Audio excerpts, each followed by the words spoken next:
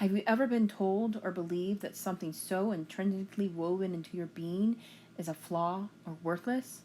I have. I have been told I wear my heart on my sleeve, that my emotions are too much, to stop being so sensitive. I have been treated like my feelings are not important. I have been told that I should toughen up, that crying is a sign of weakness. Oh, don't forget the classic saying of sticks and stones may break my bones, but words will never hurt me. To stop caring so much. I have been told all these things and more by people that I love, adults, kids, strangers, coworkers, bosses, friends, classmates, society, all kinds of people my entire life. I've been bullied and excluded because I just wasn't like the other kids. I didn't always care about the same things they cared about. I didn't see the world in the same way. I didn't understand social hierarchies and how to know my place in them.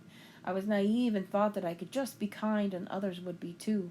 I never fit into any cliques or groups and just had maybe one or two friends at any given time.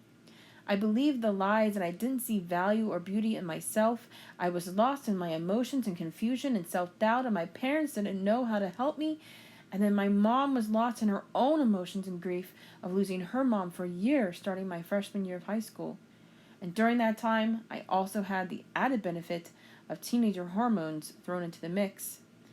And I was convinced that my emotions were a flaw. During these years, I tried to start putting my emotions away in boxes. I refused to cry during sad movies or let anyone else know I cried. I put on a happy face and I locked all the emotions I could away. I couldn't show I was weak. This went on for years, well into my adult life. I wouldn't acknowledge my feelings, let alone deal with them. I took blow after blow of people not believing in me, that I had no value, that I wouldn't never amount to anything, treating me badly. I felt so alone. It was the lowest time of my life. Fast forward 20 years, and I have a loving husband of 13 years that has worked hard to reverse the lies I believed in. And it has not been an easy road, but I have learned that my emotions are not a flaw. They are not worthless. Having empathy for other people and wanting to help them is not a bad thing. Showing emotion, being true to yourself, following your true passions and what God made you for, expressing and dealing with emotions and feelings as they come, and caring about and being empathetic towards others is not a flaw. It is not a weakness. It is a superpower and very powerful. But I will never forget my struggle, and I am trying to do things differently with my two young boys.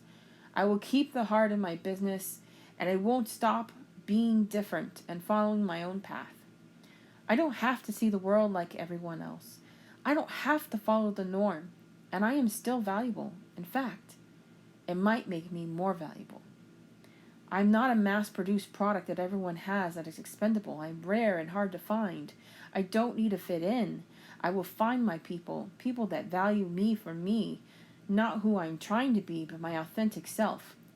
I am not walking around like a shell of a person, suppressing myself and fitting myself into a box, cutting off important parts of my being to fit in.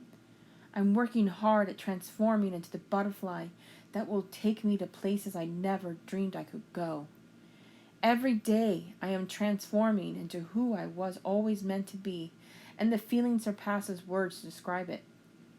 I have a fire in my soul, and I'm on full of passion, and it's driving me to reach for the stars. I hope you stop believing in the lies you've been told. They were wrong. You are worthy. You are valuable. You are beautiful. Stop locking away parts of yourself to fit into someone else's box. Teach your kids to accept others, and that starts with accepting yourself. It continues by accepting others. Embrace each other's differences and celebrate them.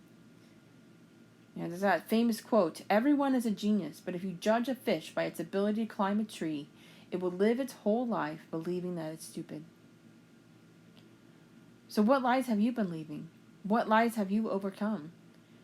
Leave a comment below if you dare to be vulnerable, which is a strength, by the way, not a weakness.